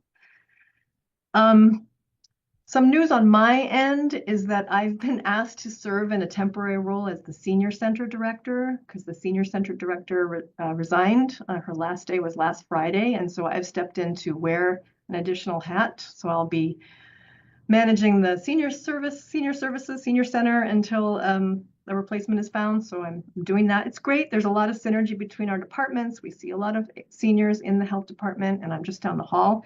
So, but today was actually a heavy week. I felt a little bit like, oh, this might be some work. So have patience with me if I'm not as responsive as you would like, and feel free to nudge me if you need something from me and I'm not getting back to you. But I'm excited about that opportunity.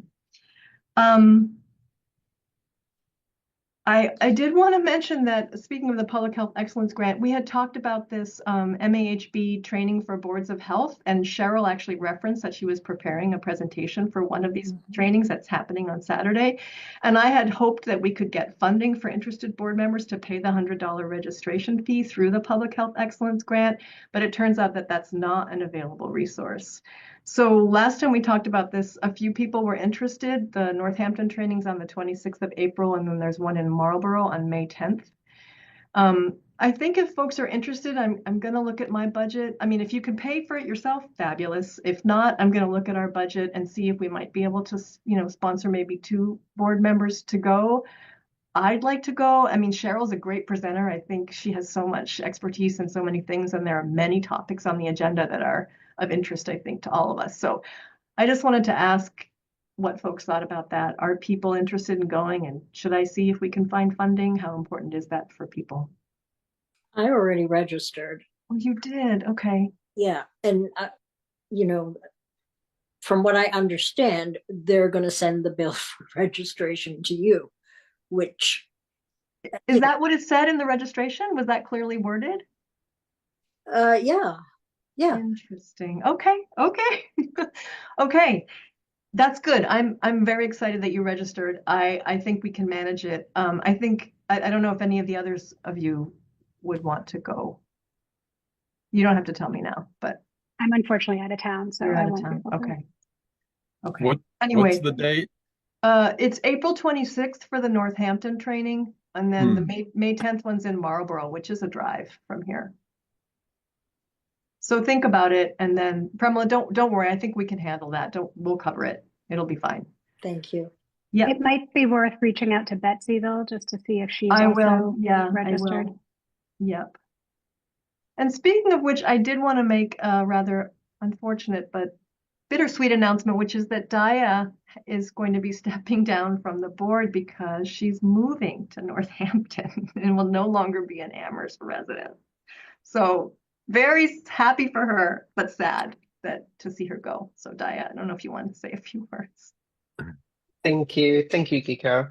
I want to express my gratitude for the opportunity to learn about how to be a dedicated board member, and to think collaboratively and address issues that matter deeply to us on the Board of Health.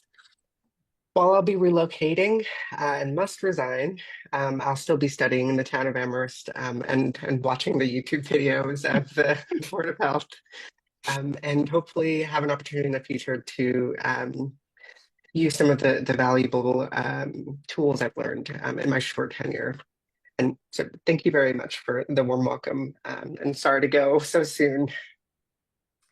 You will be missed. You will definitely be missed. You've been a great and wonderfully engaged participant in these meetings, and we'll definitely miss your contribution to the conversations. So, but wish you all the best. And do keep in touch. Will do. Thank you very much. Thanks, Daya. Thank you.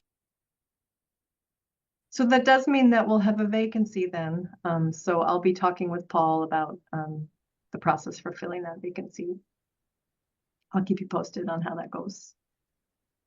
I think that's it for my update. I think there are 2 items that I'm thinking we should talk about unanticipated 48 hours before the meeting, before we adjourn, which is that what is the board's preference in terms of virtual versus in-person meetings?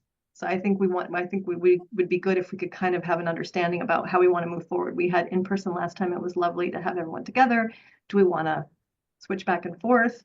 Is one question. And I'll punt it to you, Risha, to facilitate these 2 questions. But the other question that I had is about the regulations, the tobacco regulations, when the effective date would be. I forgot to bring this up earlier when it was the agenda item, because there will be sort of a transition time needed since we're making a change to what products are able to be sold in places. And you can't just sort of say effective tomorrow, because people need some time to kind of plan. So I think that's something the board needs to decide too, is the effective date of the regulations. Is there any precedence on how long would be reasonable? I think I've seen anywhere between sort of 3 and 6 months, depending on the sort of, significance or depth of the changes.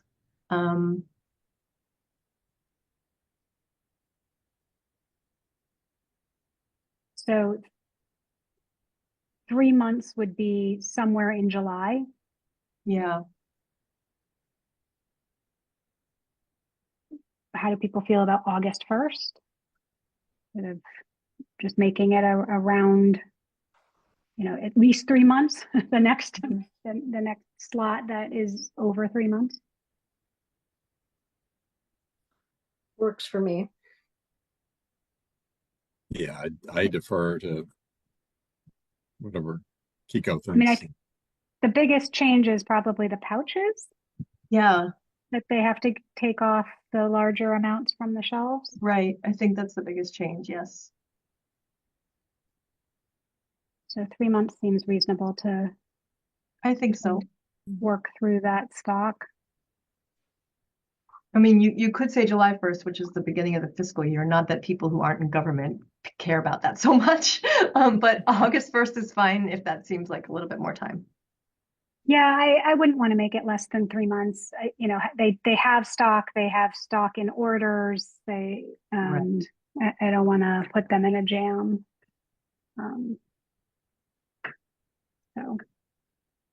Okay. Do we have to vote on that? I think it would be good to take a Okay. vote on that. Yeah. Does anyone want to make a motion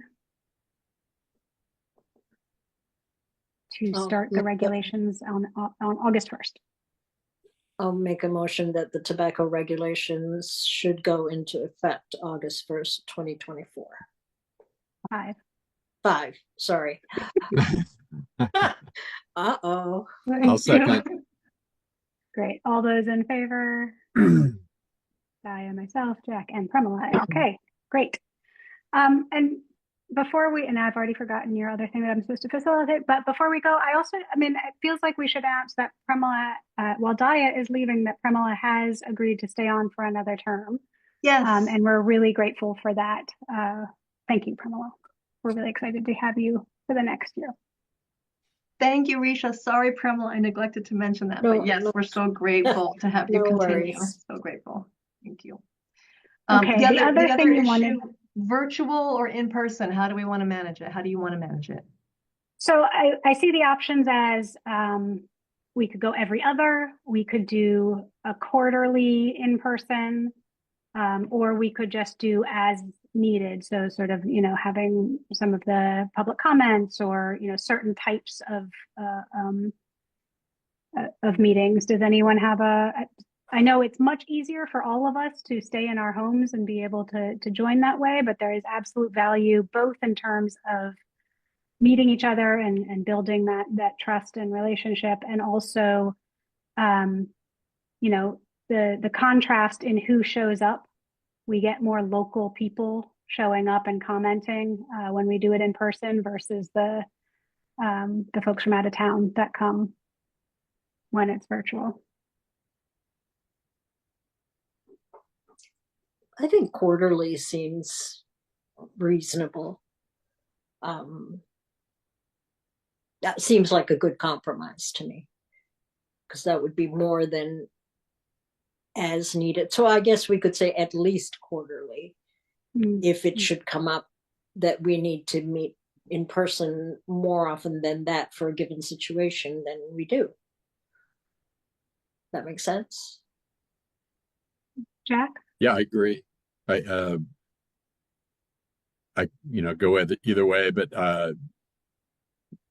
yeah, I think we should be meeting occasionally, you know, in person. I don't know if it's confusing to, you know, the announcements or whatever, but probably not. And Kiko and Mahen, you both have to join, so it matters what your preferences are for these two. Yeah, I mean, I like the in-person meetings. You know, I think more than once a year in person would be great. So, and Governor Healy did just authorize the ongoing, you know, permissibility of virtual meetings for these kinds of open meetings, because that expired at the end of March. I was just going to it's a ask about COVID that. thing. Yeah, it was an artifact of COVID, but it's been successful. I think it really has helped with engagement, so it's going to still be allowed. But I think the value of being able to alternate is good. So it's quarterly. Quarterly sounds good to me. I mean, I guess then my question would be, is it something that you schedule ahead of time, or do we sort of just agree, oh, then it's been 2 months since we've met in person, let's meet in person next time, or certain things like public hearings, to your point, Premila, we would maybe prefer to do in person and we adjust that way. Or so set schedule, or kind of adjusting as people feel the need. I prefer a set schedule because I will make different you know, I have childcare arrangements, but also just, you know, I will make sure I don't have meetings up until 4:30 if I have to actually physically go somewhere. So I would prefer a little bit more like, you know, that we plan it out.